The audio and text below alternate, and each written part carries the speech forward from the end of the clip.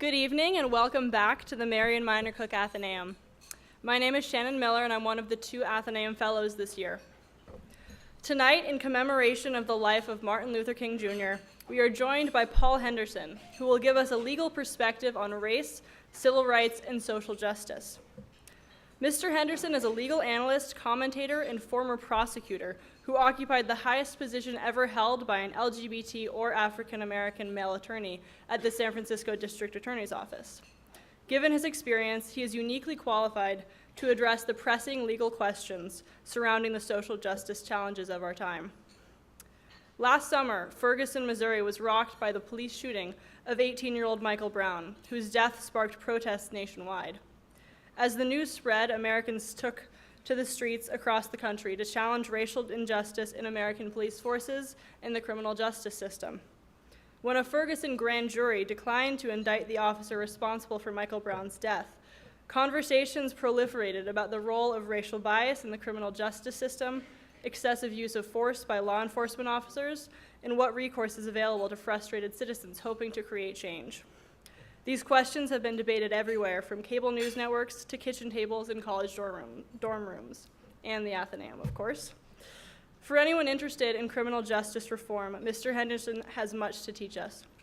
He has been recognized for introducing numerous cutting-edge programs, including a modified approach to 3 strikes laws and juvenile drug courts, which have served as model initiatives with national recognition. Mr. Henderson's visit to the Athenaeum is co-sponsored by the President's Leadership Fund. As always, audio and visual recording are strictly prohibited. Please join me in welcoming Paul Henderson to the Athenaeum.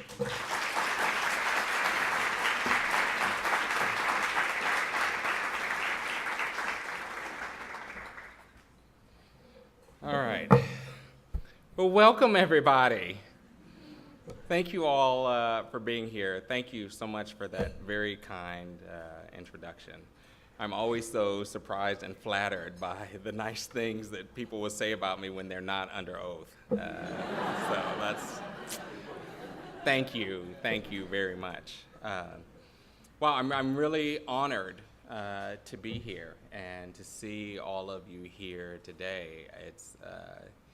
It's kind of a big deal for me to be able to come and talk to students. It's a moment where, I feel like if my family and my teachers would be so proud.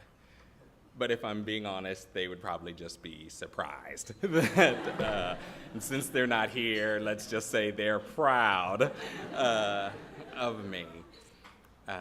Because I don't know that this is where, in terms of who I am and what I've done and what I do, is where the expectations were for me to be. I'm from San Francisco, and I'm from the Bayview Hunters Point area, which, for those of you that are unfamiliar, is a culturally rich area of the city. That's my strength-based communication term for poor and black. But I like to say it's culturally rich.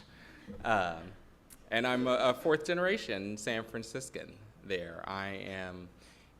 My mother always pushes me on this, and she's like, and it's not in the projects. So I'm the 1st generation not to grow up in the projects, which, quite frankly, is a distinction without a difference, because the projects were a block away, and I went to school in the projects. All of my friends were in the projects, but this is like a real thing for my mother, and she's like, and don't say the projects, because you didn't grow up in the projects.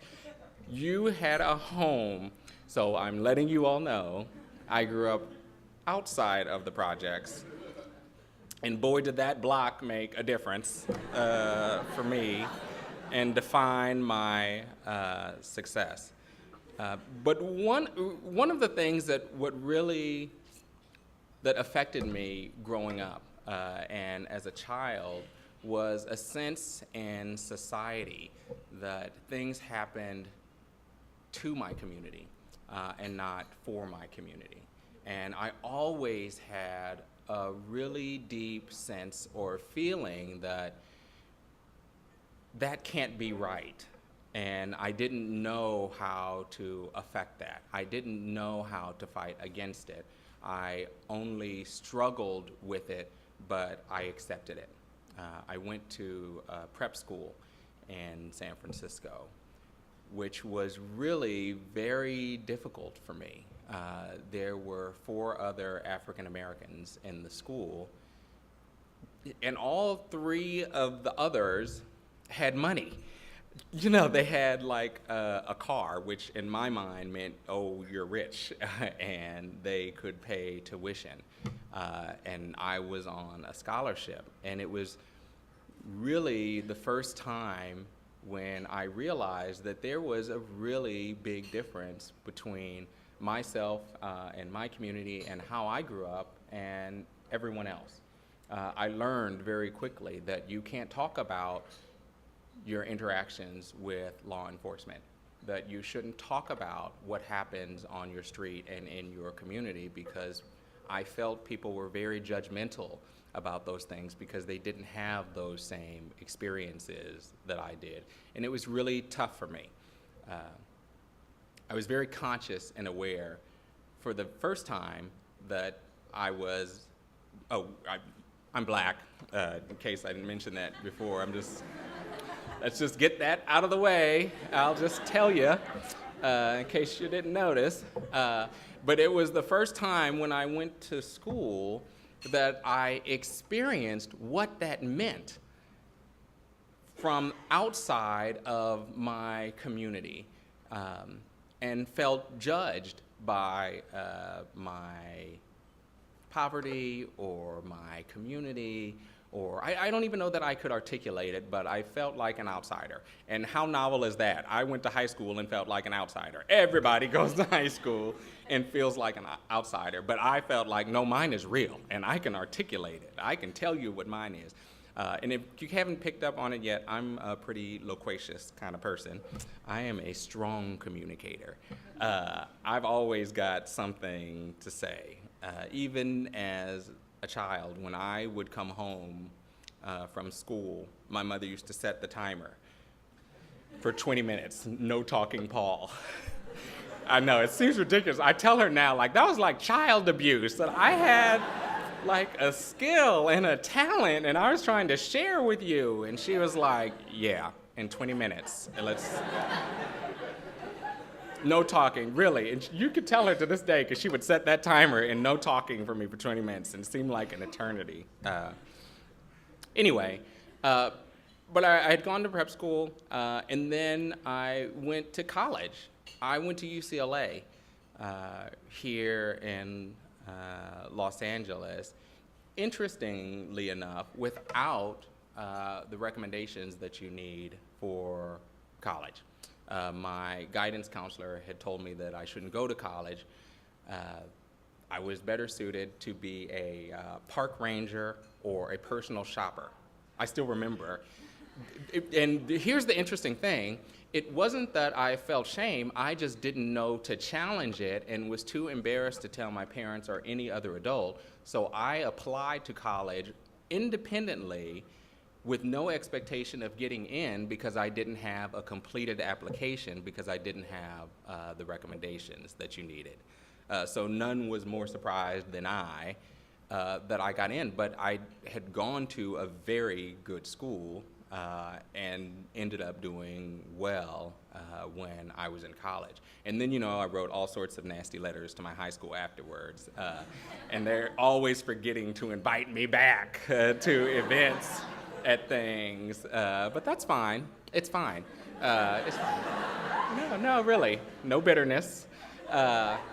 And I actually do go back quite frequently to my high school, because I don't want to walk away from that opportunity for the other young minds and for people to hear and to see what success can look like from that institution that I think should be shared in the communities where it's most needed.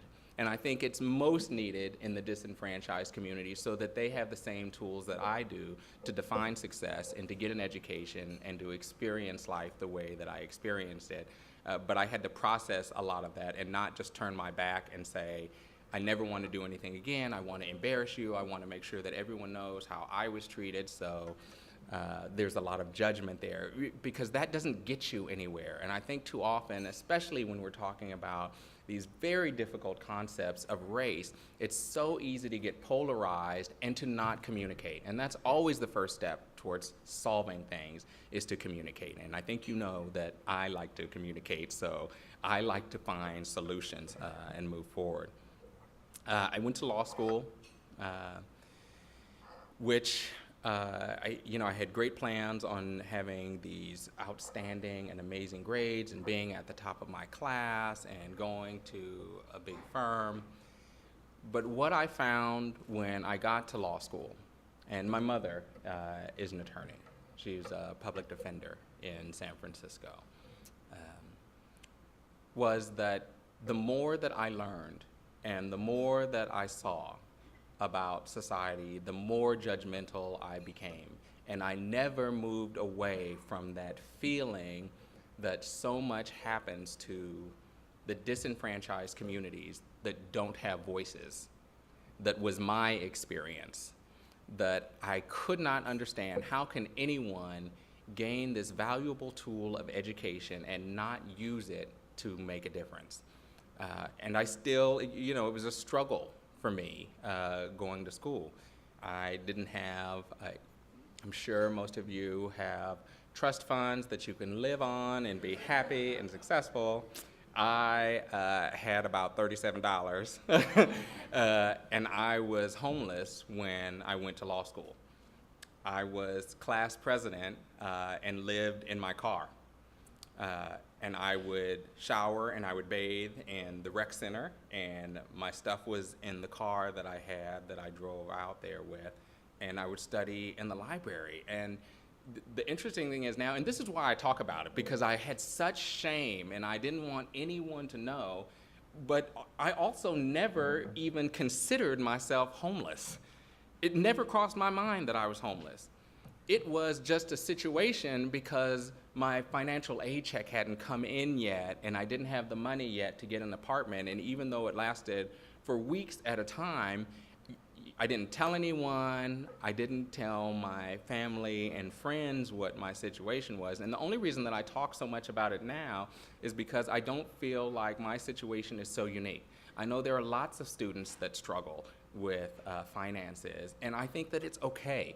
But if we don't talk about it, we build the shame into it, and it makes it that much harder for people to be successful. And so that's the only reason why I talk about it now, and I try and take the opportunities to say who I really am and what my real background was. Because I feel like so often when I show up, it's interesting to me how people describe who I am and what I do and the titles that they use, because people are affected by that and they have a vision or a perspective of who they believe me to be. And not that those perspectives are wrong, but I would rather people know and understand the whole of who I am based on my background, my education, my training and experience. And I don't want to edit that. And I don't think that I have to edit that. And I don't think that I should edit that, because I don't want other people to edit that. And I think that they can draw from that, from their backgrounds as a strength as I did. All right, all that to say, while I was in law school and I was really feeling not so much empowered, but aware of all of the injustices that I saw all around me that I hadn't experienced before. This was like, law school was like the Matrix to me. You remember when he took the red pill and then he was like, don't take it because you're gonna see things differently? Law school was like that to me. And I saw everything different. Politics are different, housing is different, employment is different, race is different, the justice system is different.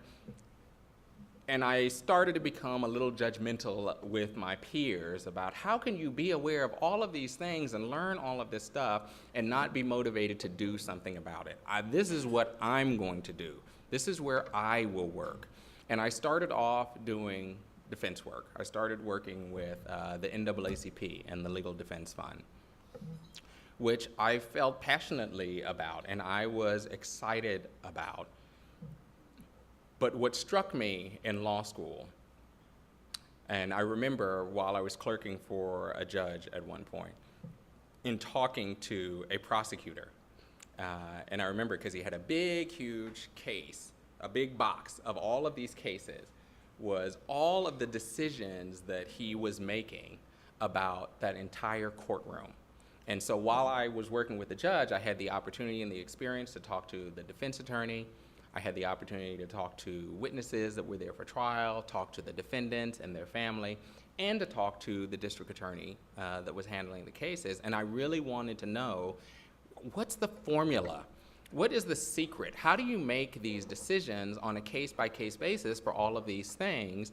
Because I felt like I had a greater understanding of what was going on behind those cases, beyond just that police report.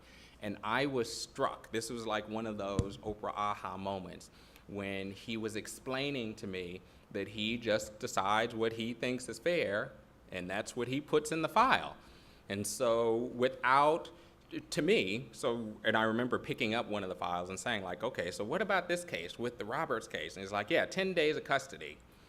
That's what he's gonna get, and here's why. And I remember thinking with that Roberts case, I knew that if he does anything more than 7 days of custody, he would lose his job. And if he loses his job, it meant that his entire family was going to be homeless. And and certainly the prosecutor didn't know that. I understand that.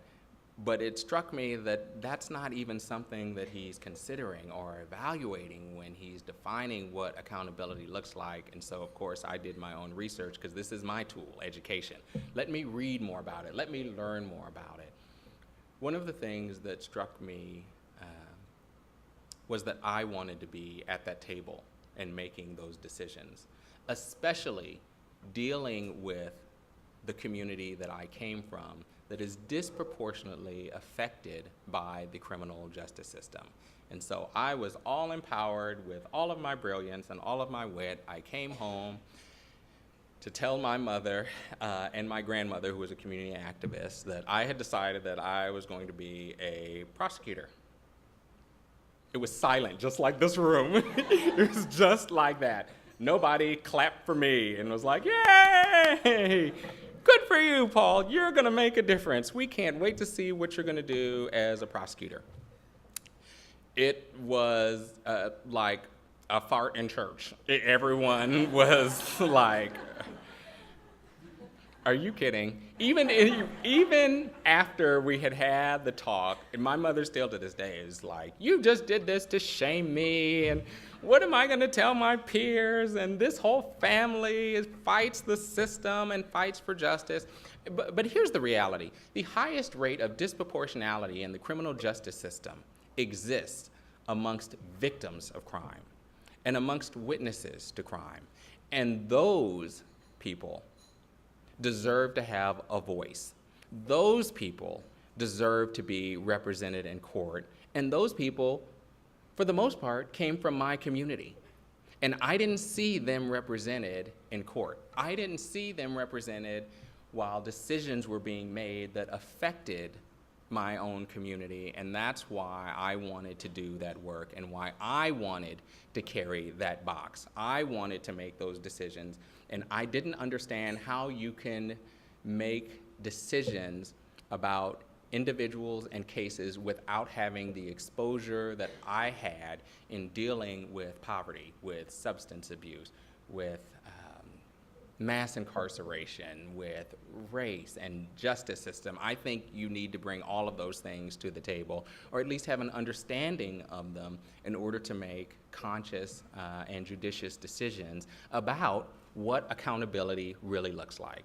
And again, I always caution people that this doesn't mean a soft on crime approach or a hard on crime approach. It really is about being smart on crime. And I wanted that experience for myself beyond just being a defense attorney. And I held a lot of pressure from my peers in school. I had a lot of pressure from the school. I had a lot of pressure from my family and a lot of pressure from the community. No one was really excited or supportive of me wanting to become a prosecutor, and that just made me want to do it that much more. At some point, I am offended that you feel that my skills, ability, and talents can only be served by representing people that have been charged with crime. And that doesn't mean that they don't deserve good representation, but that means that you need to have people on the other side as well that are making decisions, and I want to be that person, and how dare you try and restrict me from taking that mantle up or pursuing that challenge. They didn't even at the time, actually, if you go look now at Tulane Law School, which is where I went, I'm the first person in the history of the school to get the public interest scholarship to do prosecutorial work, because I had to argue with them. They said, no, it's only for defense work. Why is that public interest? And prosecution isn't public interest. Isn't it just as important that we have equal representation and a voice at the table if I'm given this opportunity to represent my community? Anyway, we got through all of that. My first day, I was so excited and really proud to be a prosecutor, and then for me to stand and pass the bar and walk in, and I had the box of 60 cases that I was making the decision.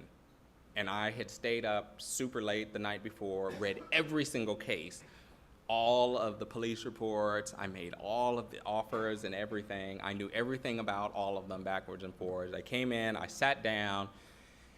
I was really one of those big moments for me. The courtroom was filled. The judge came out and stopped the court and said, "Oh, sir, you can't sit there. You have to wait until your lawyer gets here. And you're sitting at the DA table, just so you know." And everybody turned and they laughed, and I remember it was like one of those moments. This is, again, one of those big moments. And I thought, and of course I was embarrassed and had to explain, I'm the new prosecutor. I've just been hired. I was the first African American that the office had hired in 5 years. Not a secretary, not an intern, not a lawyer, whatever.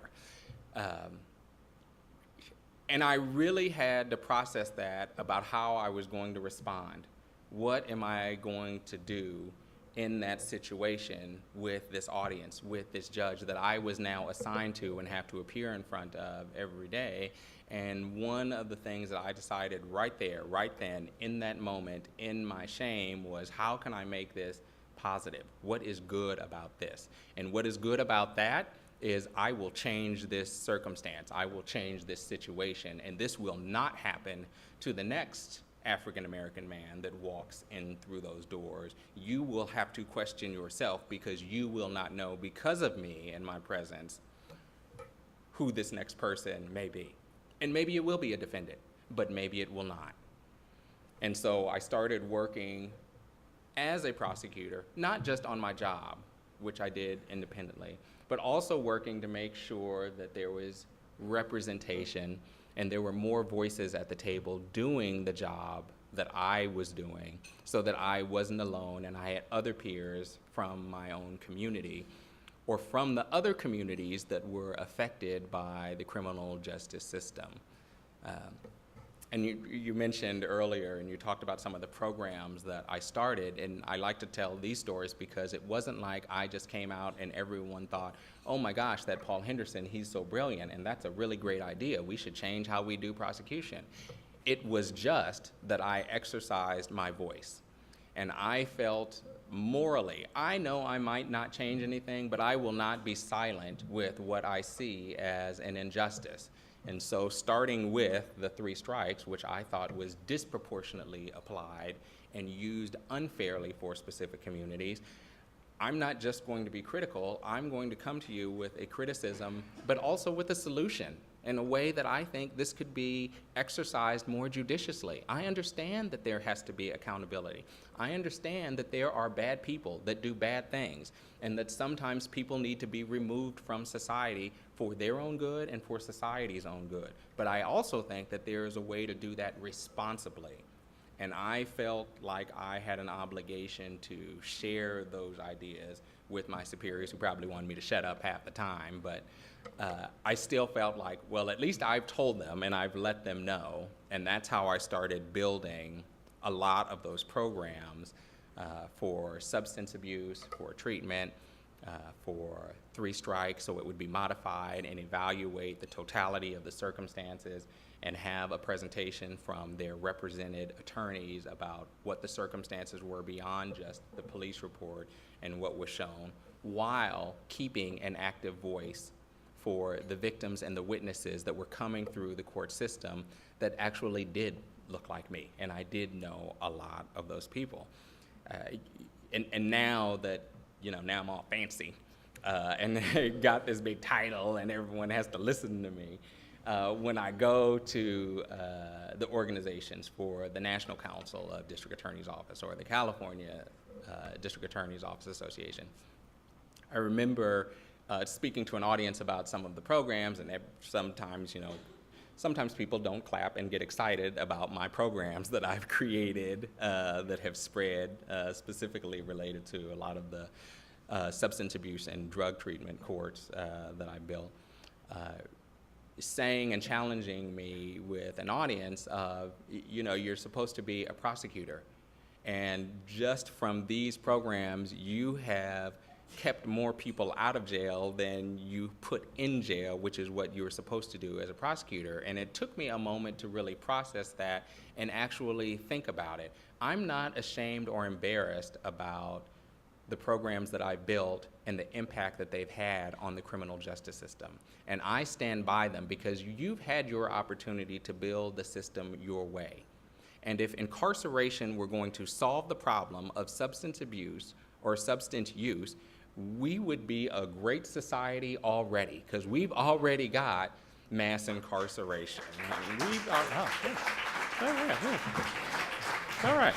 See, you guys get me all worked up now. We've already got mass incarceration. We've already got disproportionality. But we can make this system better. I just believe that we can make the system better by having it be more inclusive.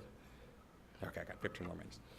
So one of the ways that I started doing that is, talking more about these things, which is why I hope if you don't take anything away from this presentation, you take away from this that there is no right or wrong, but there is an opinion. And you have to talk about your opinion, and you have to share it, because you don't know who's going to receive it, but you also don't know how it's going to influence people. My influence in the office rose, I guess you could say, when I started making appearances and doing television stuff. And I'll tell you, I started in that role as a speaker for my office with cases to speak to the press. So when someone has a trial, a lot of times prosecutors aren't allowed to speak to the press because you can't influence the jury. And so if someone had a case and it was a murder case and it was in the news and there was a lot of press attention, that prosecutor who was handling the case would not typically be allowed to say very much, if at all, to the press. And when the press was vigilant and screaming and yelling and having their own press conferences anyway, my office would send me down to talk. Don't tell them anything about the case. Well, it's not my case, so that'll be easy. I don't know anything about it. But if you want to talk about a homicide, let me explain to you what the elements are. Let me explain to you how the prosecution works. Let me explain to you what the next steps are and what this is going to look like. So if you as a layperson want to know what's going to happen or what's going on with this case, let me talk to you about the system and about the process, and let me color it.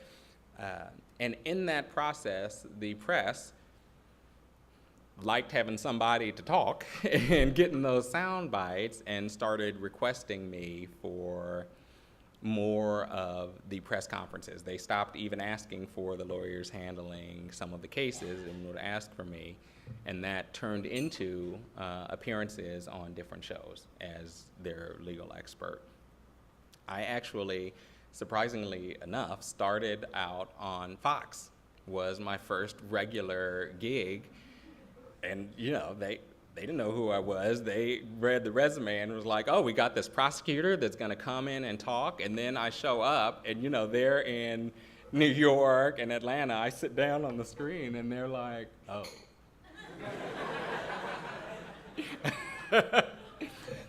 Surprise! Let's just start off and let me tell you something, viewers. I'm black.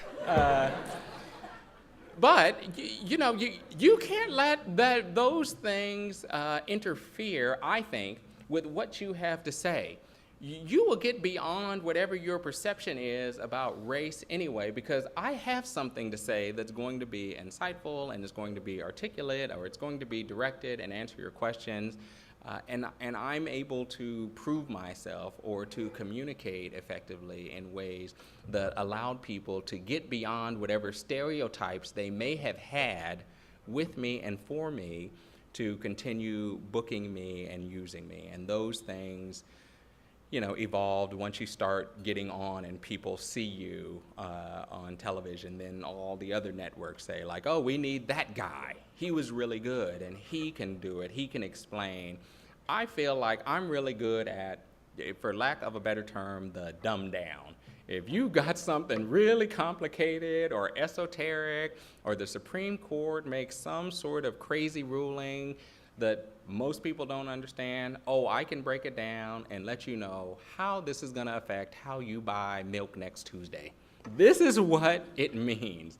That's my skill set, which makes me probably a great trial lawyer, but it also makes me good for TV. Also because I'm so handsome, right, obviously, and clever, but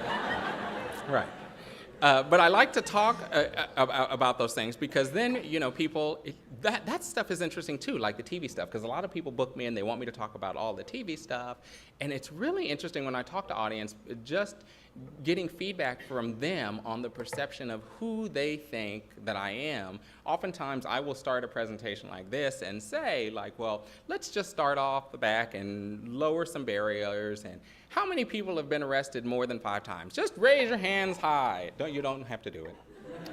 I see some people in the audience like, oh shit. But let's talk about that. I've been arrested 8 times. I was chief prosecutor for San Francisco. The last time I was arrested was for a gang homicide at gunpoint as a prosecutor. And I just like to talk about these things because, again, these are things that I used to be embarrassed about. I never wanted to talk about because I felt judged by them and I felt like they diminished me. But I feel now it's so important to talk about a lot of these things that other people might otherwise be embarrassed by because they really define and they highlight the perceptions that we have in society of other people. And my suit doesn't protect me. My skills, my abilities, my title doesn't protect me. When I walk down the street, what someone sees before they see, I'll bet he has a high position in the mayor's office. I'll bet he is an astute lawyer. I'll bet he is a legal analyst. I can go on. What they see is there is a black man, and what does that mean? And I know what that means, and I'm especially sensitive to what that means when I encounter law enforcement and police officers. I've been arrested for, the one at gunpoint was for gang homicide. I was arrested on a date once in Beverly Hills for an armed robbery. I've been arrested for fare evasion. The list goes on and on and on because I match the description. But what that highlights to me and why we're talking about it tonight and why I'm talking about it here is because I want people to be able to talk about, like, what does that mean? People don't know that someone like me is still subject to treatment like that on a whim at any time for sometimes valid reasons, sometimes not. But again, this takes me back to, I want to be making the decision based on that police report. Is this real or not? How are you distinguishing between, this is just a bar fight versus, this is a gang fight because it's in this neighborhood that you have a perception about? I want to be able to make that judgment and decision or I want someone from that neighborhood to be making that judgment and decision. And I think that the justice system is better for it. It is more work for me to do the commentary that I do and make the appearances that I make on television, but I can't tell you how motivated I am individually to bring my lens to an audience and share with them, no. I disagree with this myopic approach and discussion that you are having about the justice system or about this video that you have just watched, and I have my own opinion that I want to share with you, and I will back mine up with a perspective that is based in the law and that is based on my experience with 20 years of being a prosecutor. I know you're all looking like, how can you have been a prosecutor for 20 years? You are so young and handsome. Let's just answer that. Child prodigy. Let's just put that out there. Because it is a lot more work, and I have a real job with a gazillion employees and stuff to do, and it is more work to be prepared and do a lot of the TV stuff, but I think it is really important. I've been doing TV and have had, my contract is now with CBS, but I've been doing TV for over 10 years. And it wasn't until we had the big flashpoint, and when I talk about the flashpoint, I'm talking about the Trayvon Martin case specifically. Although I think we've had flashpoints in the past. I think the O.J. Simpson case was a flashpoint where we had to talk about race because it was on the television and it was on everyone's mind, but there weren't a lot of voices participating in that conversation. We had Christopher Darden, who, by the way, has taken several shows that we've both been up for, but that's fine. There's no judgment, and I wish him the best, but look at this smile. Anyway, but when the Trayvon Martin happened and I was in the loop, it really highlighted. Suddenly people discovered me because I could look at that trial and look at those facts and circumstances and address the things that people weren't seeing being discussed on television, and address some of the concerns that I specifically had all throughout the trial in waiting day by day by day for them to talk about race and the implicit bias and its influence on a jury. And why does that jury look the way that it does? Why aren't there more people of color on that jury that might be more sensitive to understanding the experience that Trayvon Martin had walking from home in a place where he was supposed to be unarmed and being followed by this individual who had an opinion and a perspective on who he was and what he was doing, who got out of his car contrary to the police telling him not to, armed with a weapon, and had some sort of interaction and ended up killing him. And then here's the big kicker, was he was acquitted. And when I say it's the kicker, I just say that that is what happened, and everyone suddenly stood back and said, how can this happen? What do black people think? I'll tell you. And I don't speak for all black people, but I speak from someone who sees race, and I think it's okay to talk about it. And we're never going to get anywhere if we're not allowed to talk about it. It's interesting now when the networks book me because they rarely know what the hell I'm gonna say, but you know, it's not gonna be something stupid. I've got something insightful to say, and I can justify what it is because I have an opinion and I see the same things that other people see. And so when we have these incidents like Ferguson, when we have these incidents like Eric Garner, you know, people have such a visceral reaction because they see bits and pieces of it in the news, but we're not having the kind of discussions that I think we should be having more often about what we see and why things happen the way they happen with our justice system. In my opinion, the best thing that we can do with our justice system, and this speaks a little bit to the whole Black Lives Matter movement, because this is one of the things that now we're starting to see racially charged clips and stories proliferating news streams. And this conversation isn't going away. And I will tell you that many of the people in disenfranchised communities, the experiences that they see on the news is nothing new to them. These are things that have happened within their communities for a long period of time, and now America is brand new. America is just discovering, how could this happen? How could someone choke out someone like this with Eric Garner in New York and there not be accountability? How could something happen in Ferguson like this and there not be even charges? And again, not to get all nerdy and get too much in the weeds, but I love the legal analysis of it. It's not even a question of guilt because we're not looking at an evaluation beyond a reasonable doubt. We don't even get to arrest level with the Ferguson situation. And that whole flashpoint is compounded with a number of issues that aren't being discussed in the media. And these are the things that go on behind the scenes that people don't see. So oftentimes I talk to producers almost daily about stories and giving them a perspective, and then they edit and interpret what comes to the media. But the things that I like to talk about, and I'll just use Ferguson for example, of a typical conversation when a host will call me or the producers call me and just say, like, Ferguson. So, what do you think about Ferguson? You know, and I'm ready, that's great. I'm glad you asked me. Let me tell you, here's what I see. I'm really concerned about how you're portraying the community's response to Ferguson and talking about this window that got broken and saying that you're calling all of this a riot. But you have to talk about, let's take a step back and really talk about Ferguson.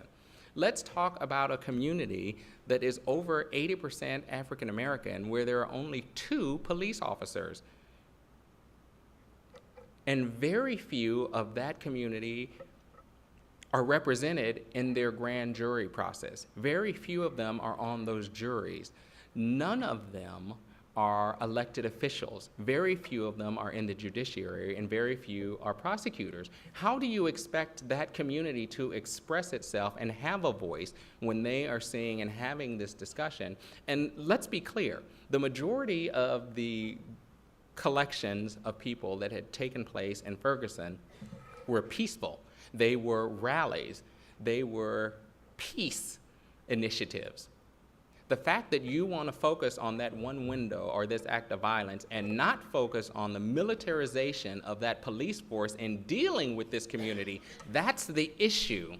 We're not talking about how you responded to this audience and to this community that did not have a voice to work within your system through their elected officials, that does not have a voice to work with your prosecutorial agencies because they're not represented well and not in management positions. And the only thing that they can do is come together in frustration, and the response to that is to come out with tanks and tear gas, using batons, pointing rifles, and treating an entire community as if they are not allowed to exercise their voice in any way. And I think that's what people were responding to, whether or not they're articulating that or not. And it's why you see the Black Lives Movement or the response from so many other communities throughout this nation responding so viscerally to this conversation and saying that something is wrong and we can do better. My response to both of those sides is we can do better, and there are steps to do it, and we don't need to throw the baby out with the bathwater. We're not going to get rid of this justice system. That is not going to happen, but we can make this justice system more inclusive. One of the first things and one of the best things that I thought the federal government did was send the Attorney General down to Ferguson, and that made people feel like there was going to be some fairness, that there was going to be an independent evaluation. It's not lost on me that they appointed and assigned someone from the state to come down and take over the police department. The black guy, I can't think of his name right now, he's my fraternity brother. What's his name?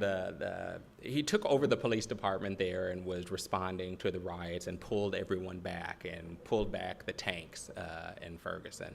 But again, I think it was one of the easiest ways that the community felt like that there could be an independent sense of justice that would contemplate and understand that community better and differently, that the federal government was going to evaluate whether or not there were wrongdoings that were being done because Eric Holder was there. and understood differently than how they thought the system built around them was responding to them as these things unfolded. Am I going, oh, look, at 7:30 exactly, golden. Anyway, so I really feel like that's the solution, and that's what we have to move towards. We have to work towards building out pipelines so that disenfranchised communities have a seat at the table, and that they are participating in the intransigent and the subjective decisions that get made affecting their own community. And I really do feel like that's the solution. I hope that all of you leave this conversation and the other conversations that you hear about race and take this as motivation to start having conversations. And yes, they might be difficult at first, but if they don't happen, then they don't happen. And nothing changes other than you walk away with a perception of me, and I walk away with a perception of you, and we have missed an opportunity to work through something that both of us can be enhanced by. And I know that those conversations are sometimes hard, but I would challenge all of you to listen to what I've had to say and speak to your friends and talk to your black friends. You don't have a black friend, talk to your white friend. You don't have a white friend, talk to your Chinese friend, and ask them about what are your thoughts about race? Do you think that this is a real issue? Do you think that things are fair? What is that based on? Because it's not until we start having these conversations and we eliminate the silos that we've built around us in our minds and with our peers and with our friends that we can start to change. And you as young people, I like to encourage people and tell everyone to think of themselves as a philanthropist. And that doesn't mean that you have to write big checks, but as a social philanthropist, you can make big changes. And you can't make the big changes until you start having big conversations. And you can't be afraid of the opportunities that you can create, not just for yourself, but for all of your community and all of your society, in using the tools that you are getting right here at the school with your education, using your mouth, using your pen to communicate differently with your peers and with the rest of the student body that's here, to start making a change and start having different conversations. So I'll stop there, and I'm happy to answer questions for everyone. Thank you guys so much for having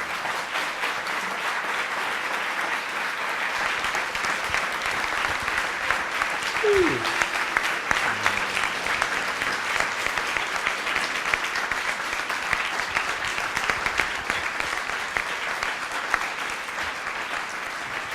Oh, thank you.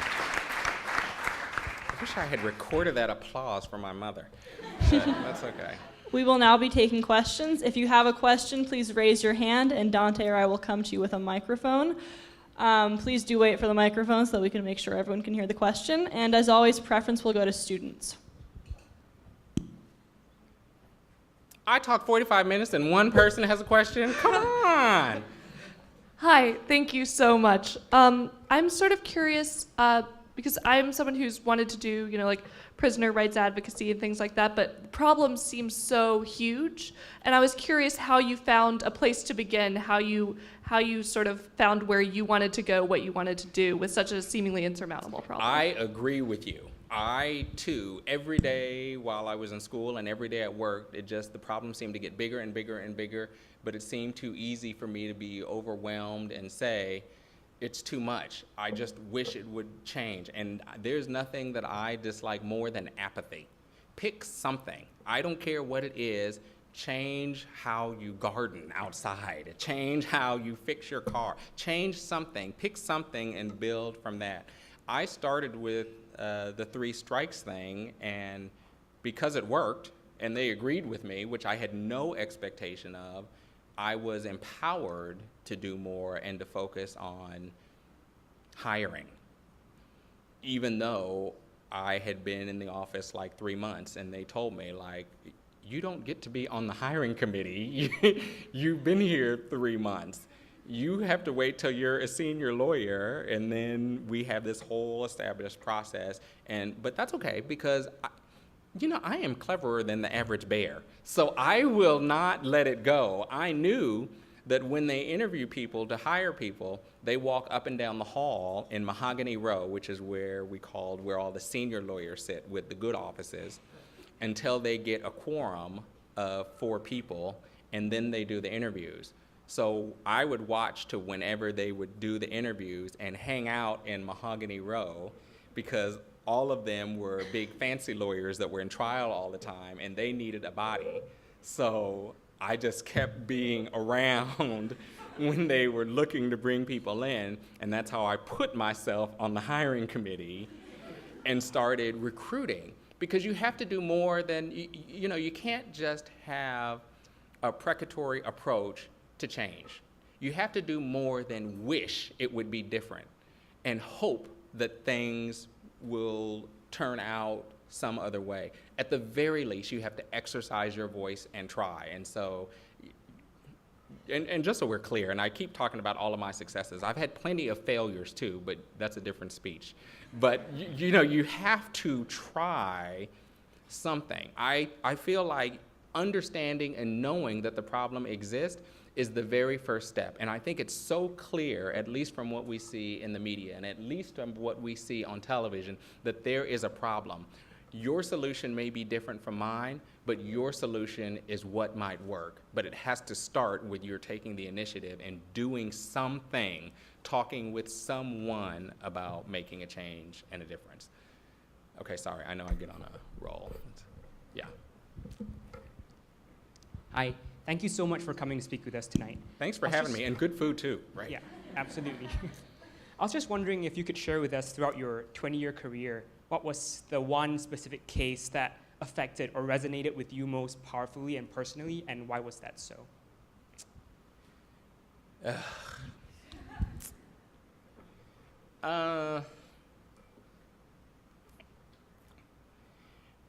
Oh gosh, so many come to mind, because I really do, I do feel like there's a moral thing, not to get all religious, but I do feel like so much rides on the decisions that I make as a prosecutor that every case I take seriously. And it is dangerous to me to passively just stamp offers or something in a file, because there's always so much more beyond that. So I really do try and be conscious and in the moment whenever I do my job and touch things. And I would say one of the things that has been most powerful for me, and this is one of my failures. I wasn't going to talk about this, but I think it's important, so let's talk about it.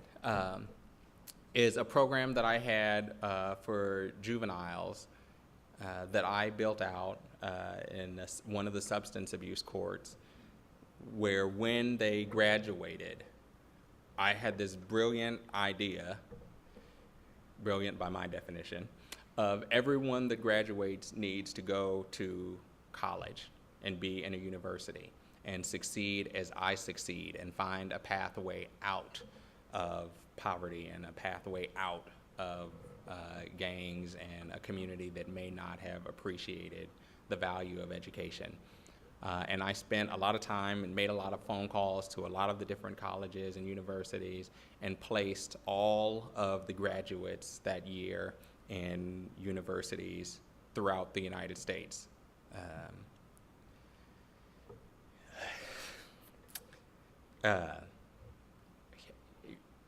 And many of them, it still makes me feel bad now, were not successful. And not only were they not successful and not ready to make that transition, but I had now encumbered them with these student loans for tens of thousands of dollars. And when they came back to that same community, they were straddled with debt and challenged to move forward educationally in ways that I thought would have been their great opportunity. But it was a very big learning lesson for me. And I haven't given up on that dream of like, look, education is your key. Your chance of becoming a rapper, basketball player, or football player is not good. But you can define your opportunities through education, but you have to get people there. And I can't give people my dream and transplant that for their opportunity to accept that dream and be who I want them to be. And I think we do that as a society a lot. I want you not to be in a gang. I want you not to sell drugs. I want you to be a doctor, a lawyer, an engineer. But you've got to come up with a better bridge to building that and creating those opportunities to empower people to make those decisions and exposing them to success so that they can define it. You can't replicate success that you can't define. And it's okay for people to go to a community college first, or to get a vocation first, or to have some educational training before they choose to go to a university and become a lawyer, because that's not the path to success for everyone. But those cases to this day still resonate. I don't know why I told you my big failure, but yeah, it really stands out to me, in spite of the other successes that I've had. Why don't we take you first in the blue tie, and then I'll take you, and then you in the blue dress. Oh, sorry. I'll just follow what you say then. Okay. Hi. I'm really humbled that you were able to come here, and to hear you speak was really incredible. My question is that over the past semester, I was really distraught to hear about Aiyana Stanley Jones passing, but more specifically the fact that her killer was actually acquitted. And the day that I found out, this was November of this past year, in 2014, I called my grandmother and I spoke to her about it, because I honestly felt like I just didn't want to continue. The fact that this young black woman at 10 years old was killed for absolutely no reason, and here I am with my own experiences, knowing that ultimately, we look the same. I could be treated the exact same way.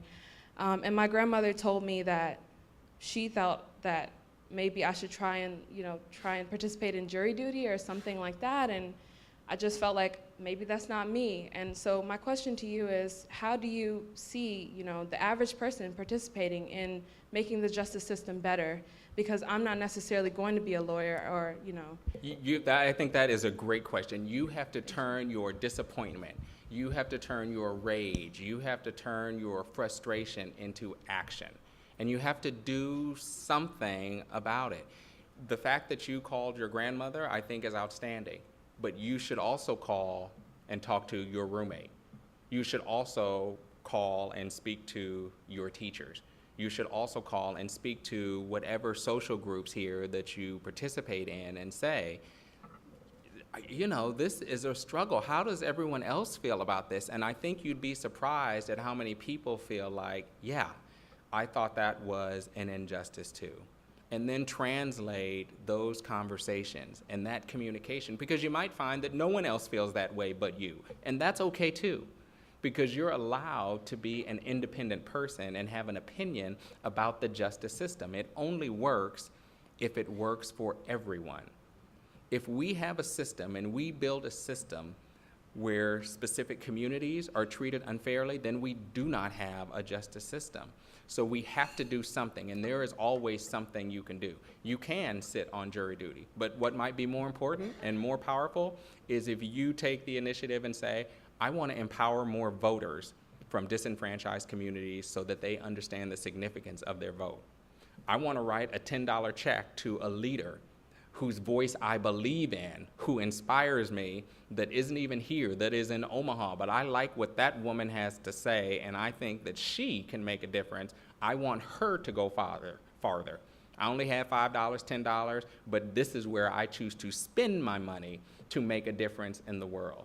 I will encourage my grandmother to sit on a grand jury, on a civil jury, to do jury duty. I will look for my jury summons, and I will do it.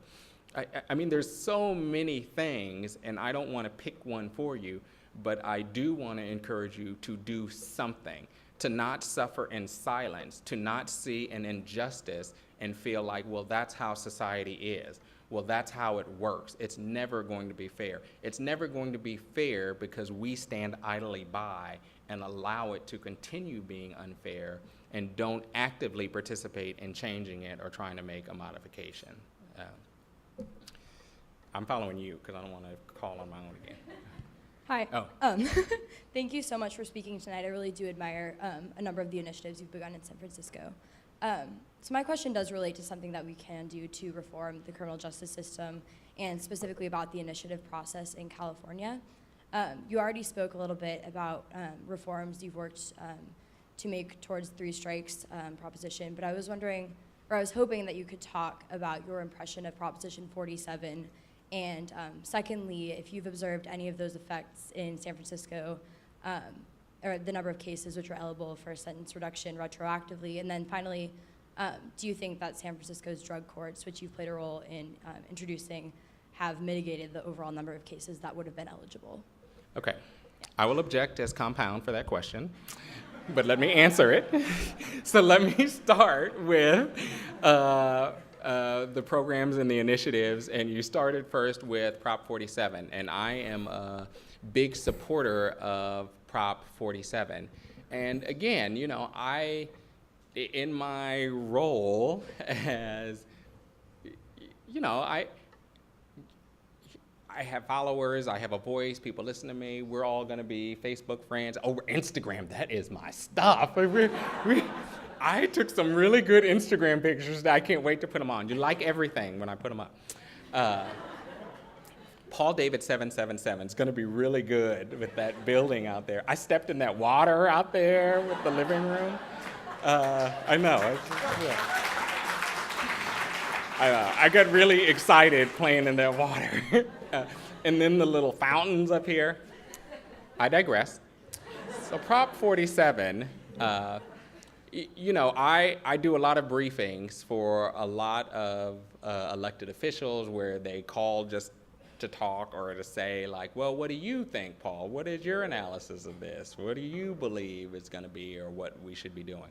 So the people that are behind Prop 47, Californians for Equal Justice, the initiative was led by Lenore Anderson, who worked with me at the district attorney's office and was one of the chiefs with myself and Kamala Harris.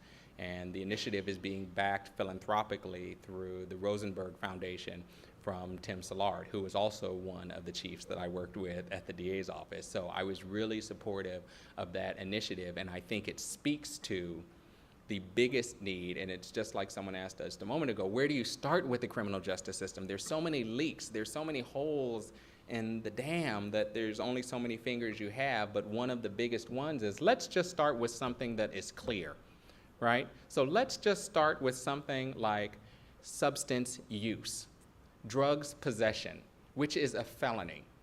And what felony convictions do to communities? They limit your opportunities for education, they limit your opportunities for housing, they limit your opportunities for employment. So let's talk about what we do as a society to someone that uses drugs. And I don't encourage drug use. Let's be clear about that as well. But I also don't feel like the solution for your drug use is incarceration. And if that were solving the problem, we would be a better society today. So we've got to do something else other than what we have done in the past, which is just build prisons and have this mass incarceration process. Specifically, let's just start with that, substance possession. Criminal possession of substances.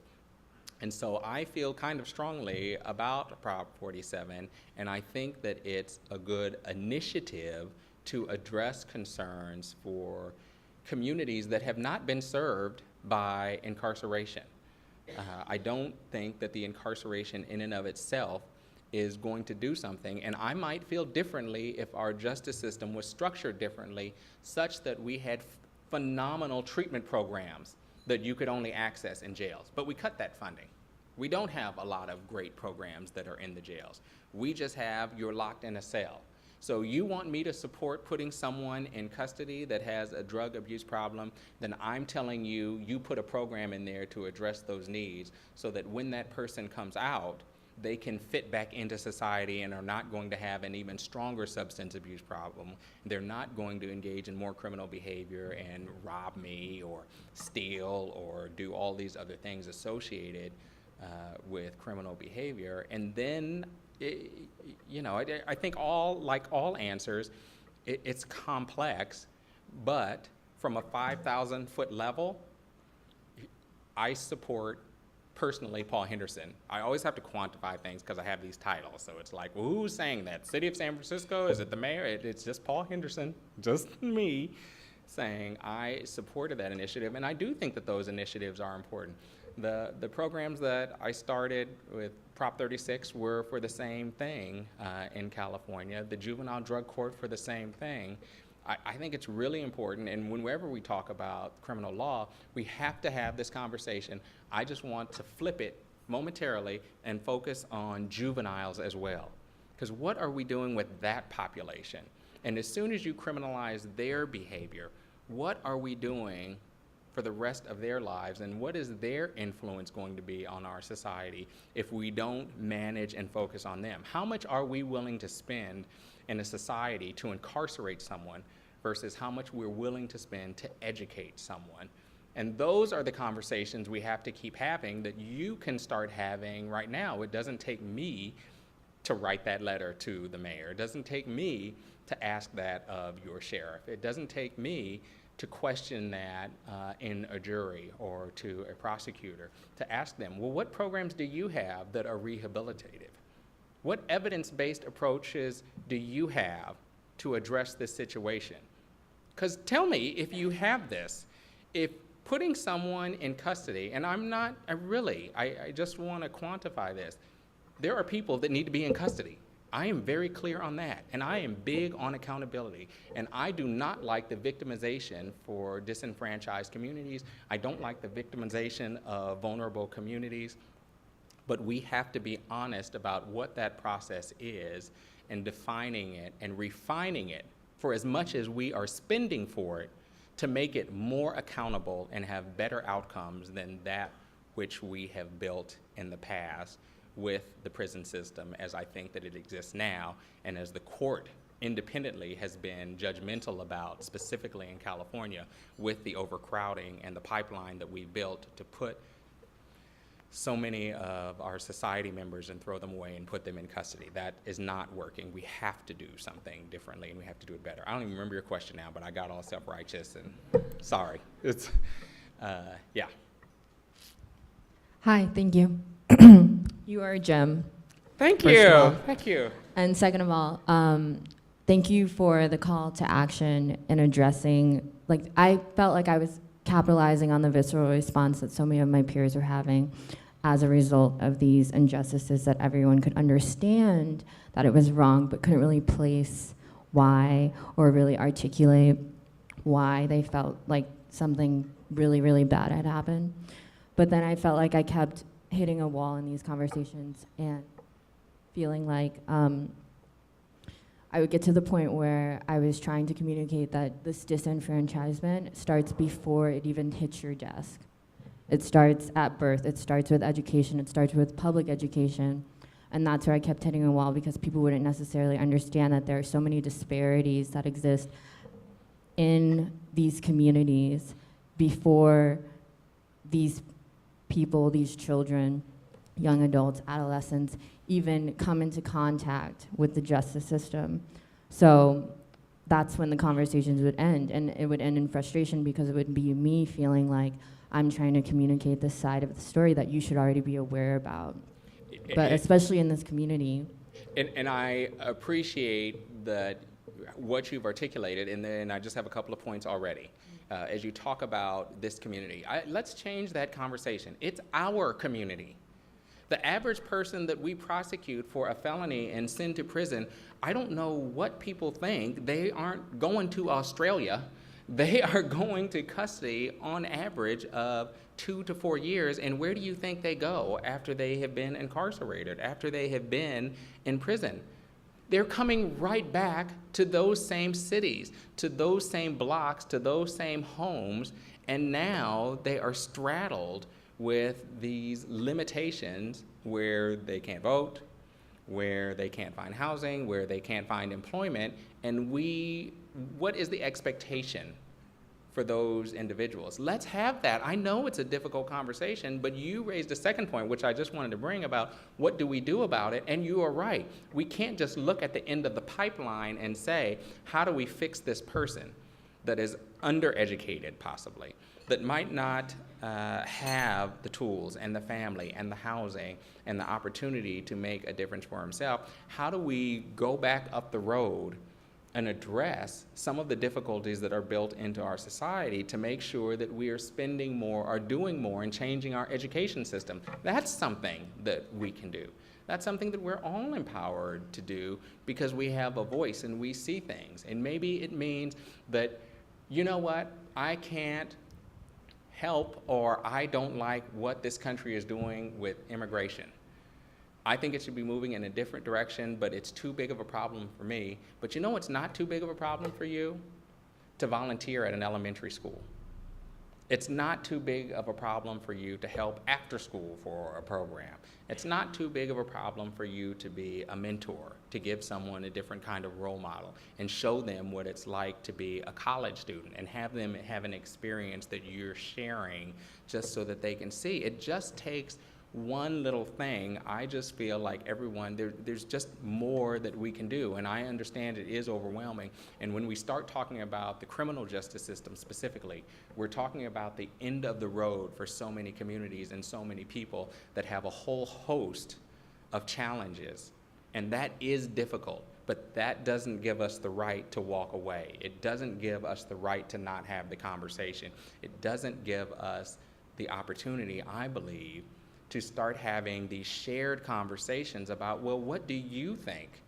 You might think of something that is clever or insightful that could be helpful or improve the system, but that's never going to happen if we don't have these difficult conversations. And I know that it's tough, and it's been tough for the networks when they bring me on, because they're always like, oh, race, what's he gonna say? Just let him go. But I feel like there is not going to be a right or wrong. I've got an opinion and you've got an opinion. Let's hear it. But if you don't share it, the rest of the people at your table don't know how you feel, and they don't know why you feel. So I think that's our real challenge, is to start having these conversations even when they're uncomfortable. And I think it's okay to say, gosh, this really makes me uncomfortable, but I really want to know, how do you feel? Or this might make you uncomfortable, but I want to share with you how I feel, and this is why. I just really feel like that's really important, and I hope that that is one of the primary things that we take away from having this conversation. Now that I've told you all my dirty little secrets and shameful things, the very least you can do is talk about with your friends and peers your perspective on these issues of national importance that affect your society. Did I answer the question? Because I feel I'm sorry. I just get on a roll. And This will be the final question of the night. I'm just warming up. I wanted to just thank you for coming to speak to us. My question is, as someone who also came from a community, they say a little less than well off, how do you... Culturally rich. Culturally rich, that's what you said. Strength-based communication. How do you suggest that people go back to those communities, who elevate themselves from those communities, go back there and help to get other people out of those communities, out of poverty, going to college, doing those kinds of things? I really feel strongly that one of the best things that you can do is to stay connected and to go back and to give back. I'm really frustrated with people who, like myself, and I would say, like, I am not challenged. You know what I mean? I have a nice title and a nice home and a good salary, but I am still a black man. And I don't run away from that title. And I'm engaged in my community in a number of ways, and I encourage people to stay connected with their community and their families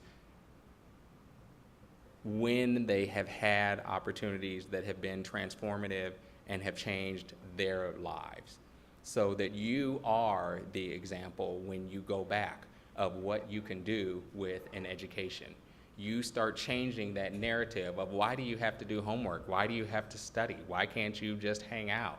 You define what that success is just by example, because we are all an example of something. But if we don't use our examples effectively, then we have wasted that opportunity and the shoulders that we have stood upon to define our success to get to where we are. And that is the shame and the tragedy.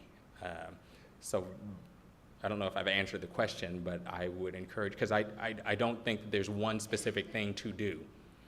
But I do very much believe in all of us being examples and visible examples, not just to our peers so that they accept us for our differences, but to our communities so that they accept us and understand the pathways and the opportunities of what success can look like from someone that they knew to be like them. Because I'm still like them. My relatives are still my relatives. They make me angry and I'm frustrated with them, but they know, okay, he's there. And I am not a quiet example of what that is. How wonderful would it be for all of you to write something about your experiences in college for your community newspaper? And I'm not talking about the big ones. It doesn't have to go in the New York Times or in the Post. I'm talking about the ones that may be in other languages that you might find at the beauty parlor or the barber shop, and to share that experience and to have a picture in there about what your success looks like and what your life looks like and how independent you are and how you're able to have a dorm room and go to colleges and feel safe and feel intellectually stimulated and have a financial aid check that allows you to buy books and study what you want to study and have internship experiences and have jobs. Those are the narratives that we have to start building those bridges with by giving back and reaching back, by being visible and staying connected to the communities that we came from. Ooh, got on a roll again. So thank you. Thank you. Thank you.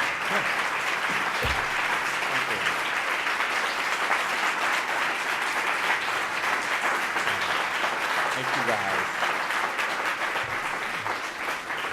Thank you guys for staying so late and listening. I know I stayed long. I think I stayed. Don't I stay to talk some more? What are we doing? What's happening? Good. All right. I'll post all of this on Instagram. It's all going to be good. Well,